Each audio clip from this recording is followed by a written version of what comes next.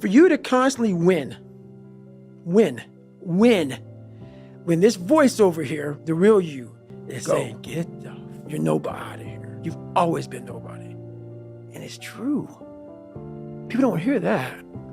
That's a true voice. That's the real reality of David Goggins at 24 years old. It's not a false reality.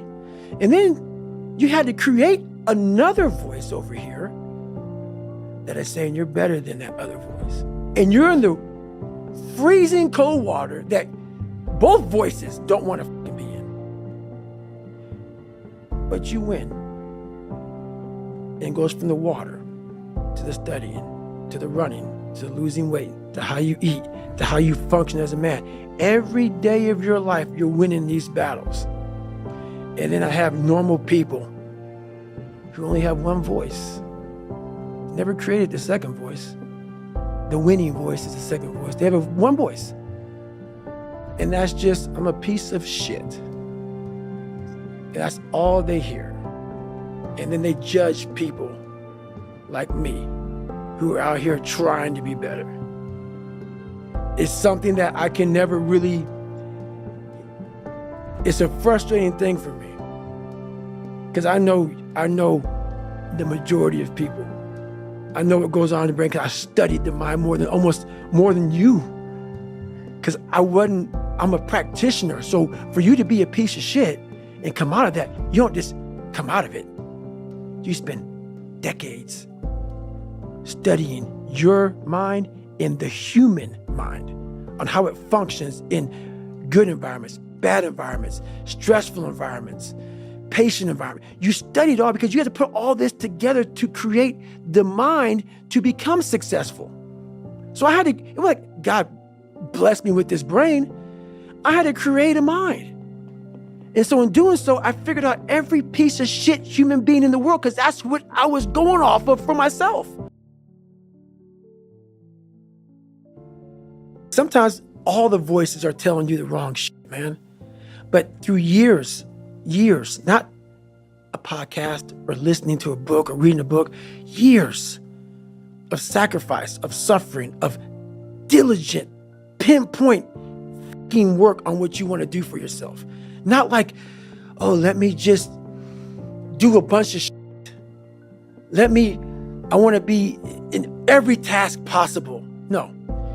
Pinpoint what I want to do with my life. What happens is you have all these voices that are telling you you're fucked up and this is going to be hard. But for some reason, you put so much practice into you that you can ignore every one of them that are telling you you're not going to fucking make it and still be able to fucking make it. Because you have put the practice in that you know this is the process. It's such a daunting task that all the voices are saying no. But you still have the conviction that I know I can do this. And that's what it took for me to get here. 20, 30 years ago, I had this 35 or whatever it was, 30 to 25 years ago, pipe dream. And ever since then, every voice was like, you're a fucking nut. But when you put that practice in, every day you lace them up, and I don't mean run. It's just a metaphor for life. When you lace them motherfuckers up every day, pretty soon you win. Pretty soon you'll fucking win. If you have the courage and the heart and the dedication and the mindset of everybody can go fuck themselves. I know what I know. I've listened to myself enough to know I know what I know. None of you can hear what I'm hearing. And that's what people don't do enough of. They don't listen to their journey. They listen to everybody else's shit.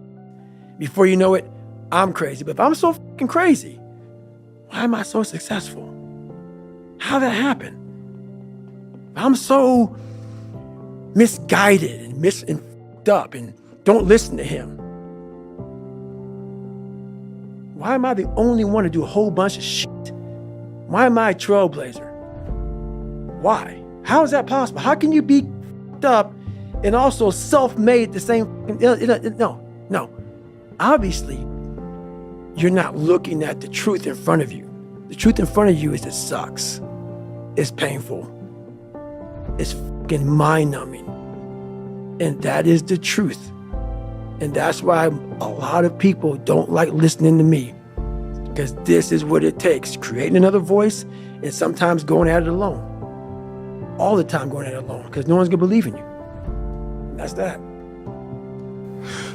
Don't you think that your happiness is probably elevated by the amount of pain that you've gone through? 100%. So the amount of suffering that you understand, the amount of pain that you've gone through makes you appreciate the happiness and the beautiful moments with much more intensity. That's what weak people miss about my story.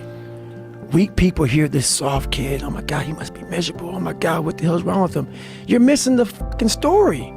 You're not listening to the story, man. Look what I overcame. If that doesn't put some badge of honor tattooed in your fucking brain for the rest of your life, that you can die today talking to Joe Rogan, you're missing the story, man. Am I happy? What the fuck do you think? Don't misunderstand the passion in which I speak for not being intensely happy. Happiest person in the world. But I'm not done. So I'm not going to speak to you like, oh man, everything is great. No, I have a lot more shit to do. A lot more shit to do. Well, this is in the same use of the word that you used, the warrior's mentality, the warrior's life. Right. This is the way that you can keep balanced and sane. Right. And keep a good grip on who you are. Period. And like there's a quote that was said, this guy said, going into combat, going into war, out of the 100 men that go into war, 10 shouldn't even fucking be there. 80 of them are just targets. 9 do most of the fighting. 1 is a warrior. And it's a true quote to life.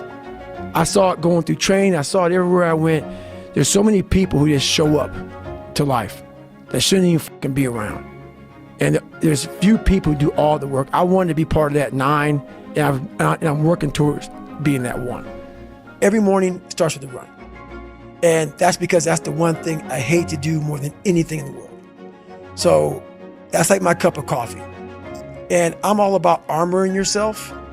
So the second you leave your house, and the second you open your phone, the second you do any of that, you are now letting in poison and cancer. So I make sure a lot of things you can't avoid. So as I get up, I start to armor plate my mind and body. Like a person's going to war, you put your body armor on. That's what I'm doing on that run. I'm waking up and I'm giving myself all this armor. So when I come out in the world, now look at that phone, I'm ready.